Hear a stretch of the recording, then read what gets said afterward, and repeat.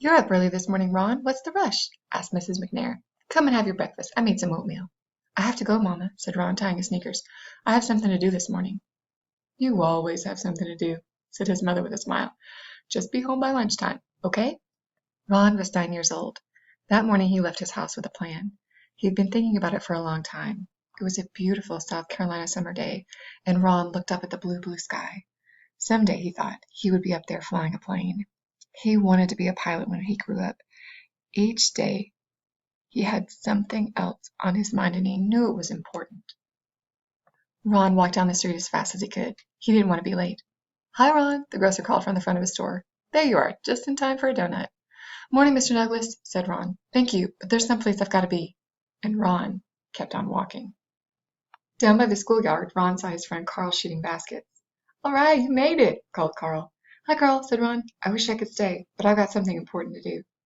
"More important than basketball on summer vacation?" said Carl. "Are you kidding?" Ron laughed. He loved to play basketball, but not today. Today was too important. Ron kept on walking. When Ron got to the Lake City Public Library, he stopped. This was it. He was hot from walking so fast, and he was nervous too. He took a deep breath, lifted his head high, and went inside. Mrs. Scott was busy getting ready for all the people who would be using the library today. As the head librarian, she had to make sure that everything was neat and orderly. Mrs. Scott looked up to welcome her first visitor of the day. She smiled as Ron walked in. He was her best customer. He gave a little wave. It took Ron a while to find some books. He always looked for books that showed children who looked like him, but that was hard. There were not many books about black kids on the shelves. At last, Ron found some books on airplanes. He took the books and started to walk to the front desk. Ron felt nervous, and his hands felt a little sweaty, but he knew what he wanted to do. Mrs. Fielding, a white lady who was often in the library, stopped him. "You can give me the books, and I'll check them out for you, Ron," she said gently. "No thanks, Mrs. Fielding," Ron said. "I'm going to do it all by myself."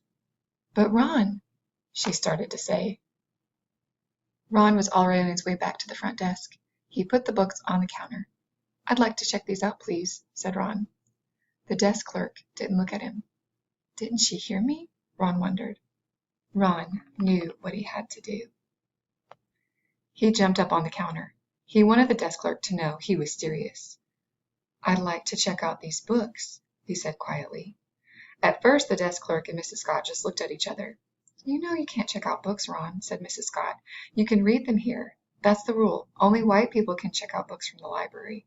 Ron looked at Mrs. Scott and the desk clerk politely, but he would not budge. "I always read them here. Today I want to check them out." Mrs. Scott and the desk clerk looked at each other, and then the desk clerk called the police. Two policemen came right over. "Let someone check out the books for you, son," said one of the policemen. "You know the rules." But Ron just shook his head. He would not budge. Now Mrs. Scott called Ron's mother. Mrs. McNair came to the library very quickly. "I know how you feel, baby," she said, "but we have to follow the rules." "I can't, Mama," Ron told her. "It's wrong. The rules are not fair. Why can't I check out books like everyone else?" No one said anything. Not the desk clerk, not Mrs. Scott, not the policeman, not even Ron's mother.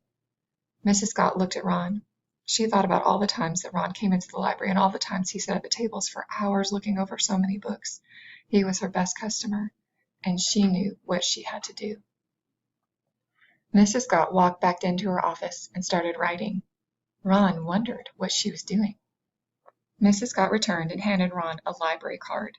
His library card. Ron looked at Mrs. Scott and smiled. As he jumped to the floor, he saw her smile too. "I'd like to check out these books, please," he said, handing the card to the desk clerk.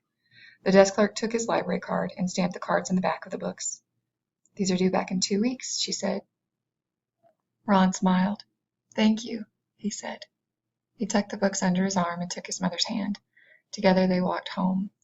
Ron couldn't wait to get to his room and open to page 1. The end.